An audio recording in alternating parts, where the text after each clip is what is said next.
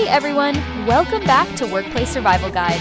I'm Max, and today we're tackling something that honestly keeps a lot of people up at night. You know that feeling when you finally work up the courage to say no to something at work, and then boom, the pushback hits, the guilt trips, the passive-aggressive. Thanks for having me, Max. Yeah, I'm honestly kind of nervous, but I really need to talk about this because it's been eating at me for weeks now. That's totally understandable. So tell us what happened. Okay, so my manager asked me to stay late again, like the fourth time this month, to finish a project that could have waited. I finally said no. I said I had plans, but honestly, I shouldn't have to justify wanting to leave at my normal time. But the reaction I got, What did they say?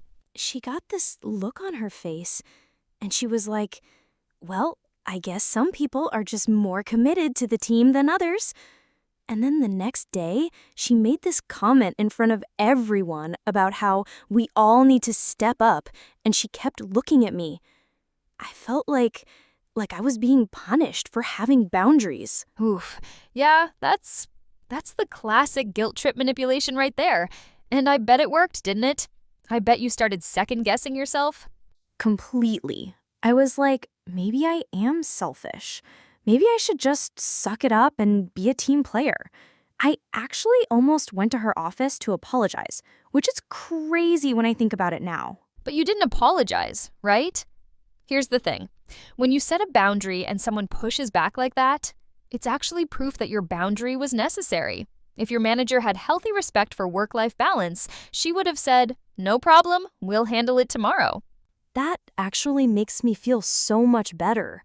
I never thought of it that way. The pushback is the tell. It's like someone asking to borrow your car and getting upset when you say no. That reaction tells you everything.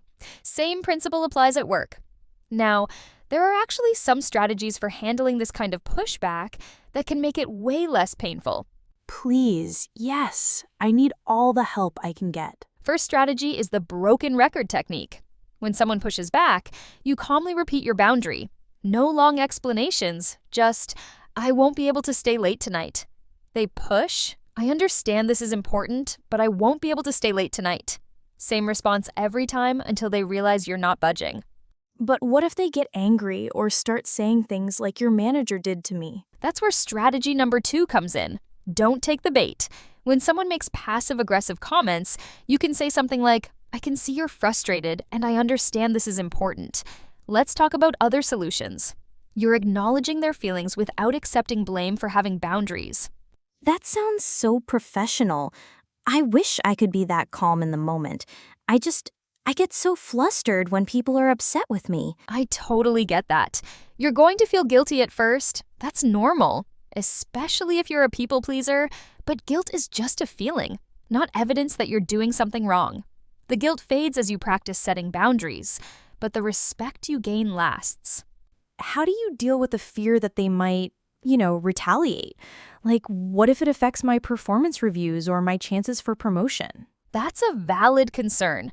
If someone retaliates against you for having reasonable boundaries, that tells you everything about that workplace culture. But here's what I've learned. People actually respect you more when you have clear boundaries. Over time, you become someone who's reliable and knows their limits. The people who get angry at your boundaries are usually the ones who've been taking advantage of your lack of boundaries. Wow, that's actually really empowering to think about it that way. And one last thing, your boundaries are not negotiable. When you say no, that's a complete sentence. You don't owe anyone a dissertation on why you can't stay late or work weekends. "I can't do that" is enough. This has been so helpful, Max. I feel like I have actual tools now instead of just panic and guilt. Thanks for sharing your story, Colette. Everyone listening, remember, setting boundaries isn't selfish, it's necessary. And the pushback, that's just proof you're doing something right. Until next time, keep surviving out there.